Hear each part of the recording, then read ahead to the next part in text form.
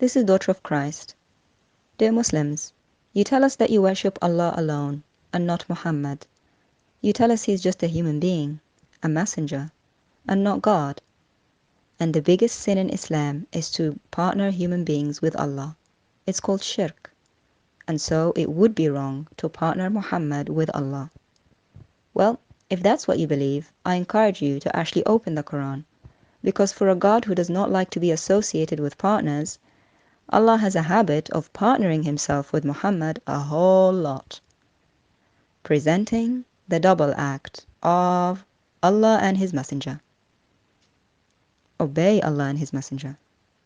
An announcement from Allah and his messenger.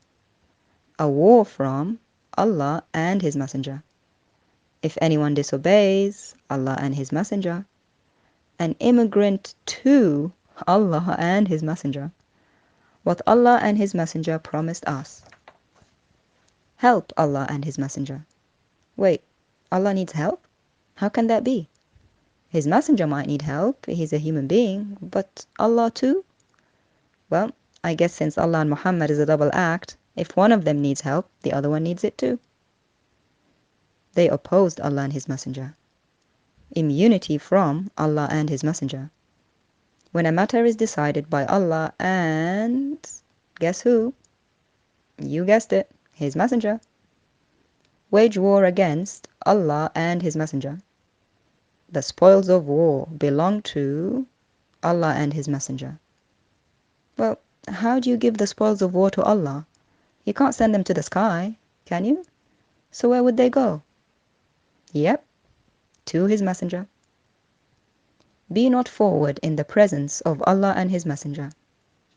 So Allah and his messenger have the same presence now? Isn't that shirk? They should please Allah and his messenger. Allah and his messenger to judge between them.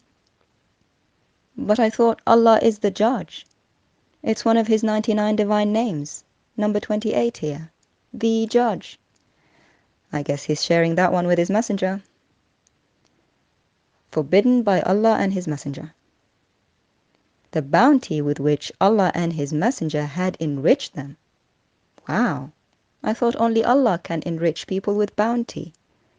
It's number 89 of his 99 divine names, the enricher. Wow, Allah's sharing lots of divine attributes with his messenger.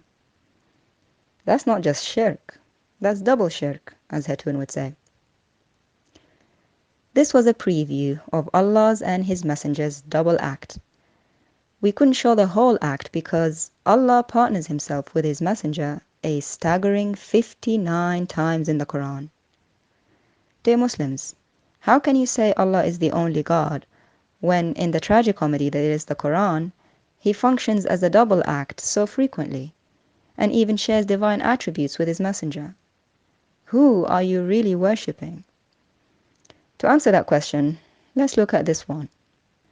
That you may believe in Allah and his messenger and aid him.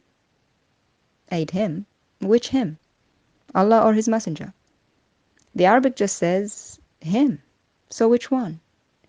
Well, we've already seen Allah can ask for help too, so it could be either. And revere him. Again, which him? Allah or his messenger? It could well be either.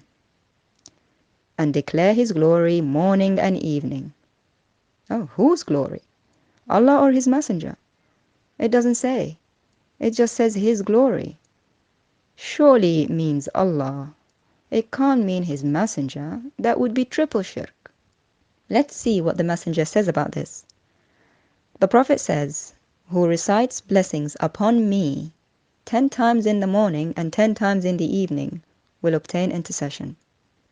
Wow, so it's Muhammad whose name should be on Muslims' minds and lips, morning and evening, 10 times. Oh dear, I had such high hopes for that verse. But all is not lost. Allah has one last thing left that's hopefully not also shared by his messenger. Surely it's him alone whom Muslims speak to in their prayer. Only God should be addressed in prayer, right? And to speak to a human being in prayer is shirk, right? Sadly, Muslims address Muhammad directly in every single prayer to Allah, as we can see here.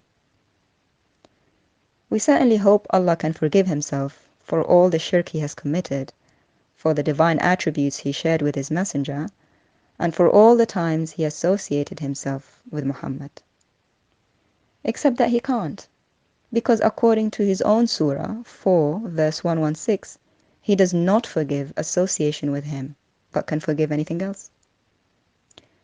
That is the ultimate paradox in Allah's life. He makes association with him the one unforgivable sin, and then commits it.